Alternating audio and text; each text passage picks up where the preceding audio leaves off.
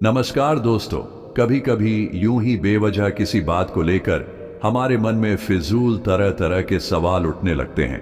अगर कभी कोई हमें कुछ बात कह देता है तो वो बात हमारे मन में बार बार घूमते रहती है और उस बात को लेकर हम अक्सर बहुत तनाव में आ जाते हैं और इस वजह से हमारी सेहत पर इसका बहुत बुरा असर पड़ता है।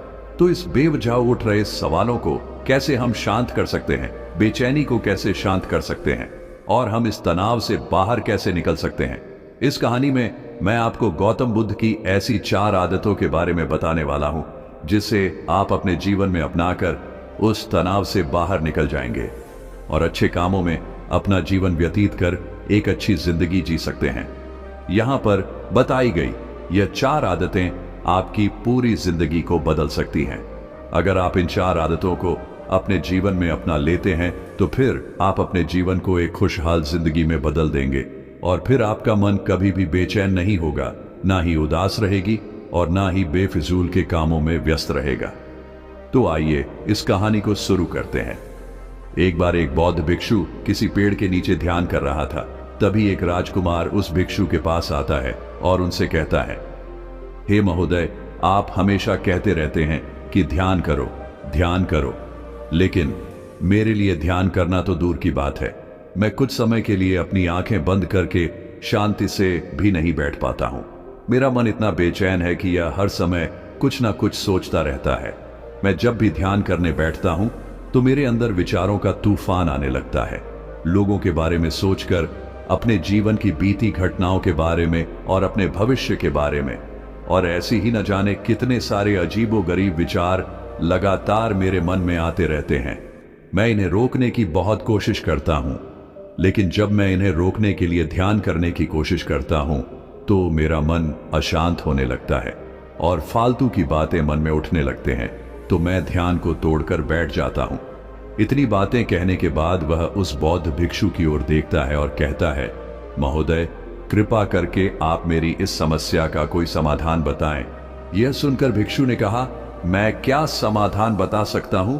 सोचो, तुम्हारा ही मन है, लेकिन यह तुम्हें कुछ देर तक आंख बंद करके बैठने भी नहीं देता है। तुमने अपने इस मन को कितना आजाद कर रखा है।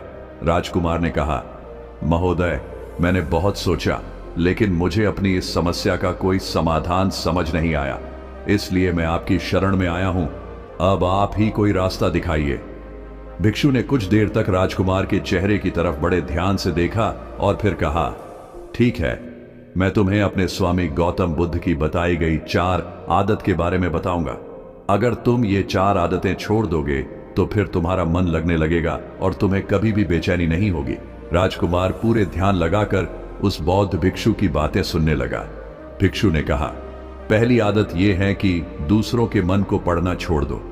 तुम और तुम्हारे जैसे ज्यादातर लोग यही गलती करते हैं कि वो दूसरों के मन की बातों को पढ़ने का प्रयास करते हैं, जैसे कि अच्छा, सामने वाला मेरे बारे में ऐसा सोच रहा है। और यही एक आदत तुम्हें सबसे ज्यादा बेचैन और परेशान करती है। ज्यादातर समय पर लोग दूसरों के मन की बातों को गलत और नकारात्मक तरीके से ही पढ़ते हैं। जैसे कि लोग अक्सर सोचते हैं कि दूसरे लोग उनकी तरक्की से जलते हैं, उसे नीचा दिखाना चाहते हैं, उसे पसंद नहीं करते, उसकी मदद नहीं करना चाहते, और ऐसी ही ना जाने कितनी सारी नकारात्मक बातें ये लोग दूसरों के प्रति अपने अंदर बैठा लेते हैं। फिर उनके बारे में ही सोचते रहते हैं, उनसे बदला लेने के तरीके सोचते रहते हैं, उन्हें नीचा दिखाने के मौके ढूंढते रहते हैं और दूसरों के प्रति यही नकारात्मक सोच इन्हें दुखी करती है और फिर ये लोग बेचैनी महसूस करते हैं। इसलिए दूसरे लोग क्या सोच रहे हैं इसका अनुमान लगाना बंद करो। दूसरे लोगों के मन के विचारों को पढ़ने की कोशिश करना बंद करो। अगर पढ़ना ही है तो खुद के विचारों को पढ़ना शुरू करो कि तुम्हारे अंदर क्या चल रहा है। कहीं तुम नकारात्मक सोच, शिकायत या बुराई करने जैसी आदतों के शिकार तो नहीं हो रहे हो। फिर बौद्ध भिक्षु ने कहा, दूसरी आदत ये सोचना कि अगर असफल हो गए तो लोग क्या कहेंगे, कहीं लोग मुझ पे हंसेंगे तो नहीं। जो हंस रहा है उसे हंसने दो। लोगों के असफलता पर हंसना तो लोगों का धर्म है, क्योंकि अगर तुम सफल हो जाते तो यही वो लोग हैं जो तुम्हारी तारीफ करते, तुम्हें सम्मान देते, तुम पर गर्व करते। अगर तुम अपनी सफल होने पर दूसरों से तारीफ की उम्मीद करते हो तो अपनी असफलता पर उनके हंसने से तुम्हें दुखी नहीं होना चाहिए। और समस्या ही यही है कि हम इंसान असफलता को बुरा मानते हैं, जबकि असफल होना सफल होने से भी ज्यादा जरूरी है। क्योंकि बिना असफल हुए सफल इंसान के अंदर घमंड और दूसरों को खुद से छोटा समझने की भावना पैदा करती है, जबकि असफलता हमें विनम्र रहना, धैर्य रखना और लगातार प्रयास करना सिखाती है। इसलिए असफलता को बुरा मत समझो, और अगर तुम्हारे काम में असफल होने की संभावना नहीं है तो इसका अर्थ है कि तुमने अपना लक्ष्य अपनी क्षमताओं से छोटा बनाया है। और अगर लोग तुम पर हंस नहीं रहे, तुम्हें ताने नहीं मार रहे हैं, तुम्हारी बुराई नहीं कर रहे हैं, तो इसका मतलब तुम अंदर से मरे हुए हो। तुम अपने मानसिक सीमाओं से बाहर जाकर कुछ नया करने का प्रयास नहीं कर रहे हो, क्योंकि असफल भी वही होता है जो कुछ नया करने का प्रयास करता है। और एक बात हमेशा याद रखना, अगर तुम्हारे अंदर असफल होने का साहस नहीं है तो तुम कभी भी कोई भी बड़ा लक्ष्य हासिल नहीं कर पाओगे जो तुम करना चाहते हो। इसलिए असफल होने और लोगों के हंसने से डरना बंद कर दो। बौद्ध भिक्षु ने आगे कहा कि तीसरी आदत यह है कि बेवजह समय को बर्बाद करना छोड़ दो। लोगों को लगता है कि वो समय को काट रहे हैं, लेकिन असल में समय हर बार उन्हें काट रहा है। लोगों के द्वारा समय को व्यर्थ के कामों में बर्बाद करने का केवल एक ही कारण है, और वह यह है कि उन्हें लगता है कि उनके पास बहुत समय है, जबकि सच्चाई यह नहीं है।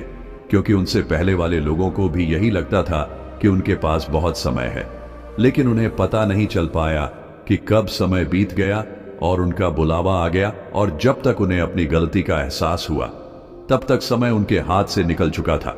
बस पश्चाताप रह गया था कि सारा जीवन व्यर्थ के कामों में बर्बाद कर दिया, और फिर इस दुनिया से बिना खुद को जाने, बिना इस जीवन की सच्चाई को समझे वो चले गए। इसलिए जब तक यह जीवन है, इसे अच्छे कामों में लगाओ, खुद को जानने में, दूसरों की मदद करने में, लोगों को सही राह दिखाने में, मानवता के कल्याण में। और दूसरी बात, समय को बर्बाद करने से आज तक किसी को खुशी नहीं मिली है।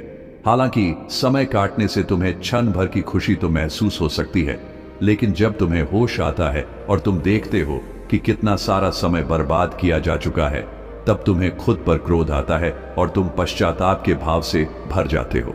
और फिर यही पश्चाताप का भाव तुम्हारे अंदर तनाव पैदा करता है और तुम बेचैन हो जाते हो और लगातार अपनी उस गलती के बारे में सोचते रहते हो। फिर तुम्हारा किसी भी काम में मन नहीं लगता और तुम उदास रहने लगते हो, और यह चक्र लगातार चलता रहता है, जिसकी शुरुआत हुई थी समय को काटने से। इसलिए समय को काटना बंद करो और वो करना शुरू करो जो जरूरी है। बौद्ध भिक्षु ने आगे कहा, चौथी आदत ये सोचना छोड़ दो कि मुझसे बड़े बड़े लोग नहीं कर पाए तो मैं कैसे कर पाऊंगा। असल में दूसरों से खुद की किसी भी चीज में तुलना करना ही व्यर्थ है, और यह तुलना करना ही हमें हानि पहुंचती है। सबकी परिस्थितियां अलग अलग होती हैं, सबकी सोच अलग है। और क्या हुआ, अगर दूसरे नहीं कर पाए तो हो सकता है कि तुम ही कर जाओ, क्योंकि अक्सर वही लोग इतिहास रचते हैं जिनसे ज्यादा उम्मीद नहीं होती। और फिर हो सकता है कि जिसे तुम बड़ा समझ रहे थे, जिसके लिए तुम सोच रहे थे कि उसने बहुत मेहनत की है, बहुत प्रयास किया है, उसने कभी उतना प्रयास किया ही ना हो, केवल मेहनत करने का दिखावा किया हो। क्योंकि ज्यादातर लोग कभी उतनी मेहनत करते ही नहीं हैं जितनी उन्हें अपने लक्ष्य प्राप्ति के लिए करनी चाहिए, और दूसरे लोगों के सामने यह दिखाने का प्रयास करते रहते हैं कि मैंने तो बहुत मेहनत की थी, लेकिन मेरी किस्मत ही खराब थी। और यही वो लोग हैं जो दूसरों को बातों ही बातों में कहते रहते हैं कि जब इतनी मेहनत करने के बाद मैं सफल नहीं हो पाया तो तुम कैसे हो पाओगे। लेकिन अंदर ही अंदर यह इस बात को जानते हैं कि उन्होंने कभी उतनी कोशिश नहीं की थी जितनी उन्हें करनी चाहिए थी। ये बस दूसरों की नजरों में अपनी इज्जत बचाने के लिए और इस डर से कि कहीं दूसरा व्यक्ति इनसे आगे ना निकल जाए, ये अपने अधूरे प्रयास से घबराते रहते हैं और दूसरों को डराते रहते हैं कि जब मैं नहीं कर पाया तो तुम कैसे कर पाओगे। इसलिए किसी दूसरे असफल व्यक्ति को देखकर यह सोचना छोड़ दो कि तुम भी कहीं असफल हो जाओगे। तुम बस अपना सर्वश्रेष्ठ प्रयास करो और बाकी सब समय पर छोड़ दो। भिक्षु ने आगे कहा, अगर तुमने ये 4 आदतें छोड़ दी तो तुम्हारा मन एकदम शांत हो जाएगा और फिर तुम जहां चाहो वहां अपना मन लगा सकते हो। इतना कहकर वह भिक्षु शांत हो गए और राजकुमार को भी अब समझ आ चुका था कि उसे क्या करना है। उसने मन ही मन उन 4 आदतों को छोड़ने का निश्चय किया। उसने उस बौद्ध भिक्षु को धन्यवाद किया और वहां से चला गया। दोस्तों, हमें यह नहीं सोचना चाहिए कि लोग मेरे बारे में क्या सोच रहे हैं। अगर मैं कोई काम करता हूं तो लोग मेरे उस काम को लेकर हंसेंगे। इसके अलावा हमें अपना फालतू समय बर्बाद नहीं करना चाहिए। इसके अलावा हमें कभी भी यह नहीं सोचना चाहिए कि अगर किसी व्यक्ति से कोई काम नहीं हो पाया है तो मैं उसे नहीं कर पाऊंगा। अगर आप मेहनत से किसी भी काम को करते हैं तो कोई भी काम छोटा या बड़ा नहीं होता और एक ना एक दिन सफलता अवश्य मिलती है। तो दोस्तों, अगर आपको ये कहानी पसंद आई है तो इसे लाइक करें, कमेंट करें और अपनों तक शेयर करें और हमारे इस चैनल को सब्सक्राइब करें ताकि आगे भी आपके लिए ऐसी कहानियां लेकर आते रहेंगे। तो आज के लिए बस इतना ही। फिर मिलूंगा आपसे अगले दिन ऐसे ही एक और नई कहानी के साथ। तब तक के लिए धन्यवाद।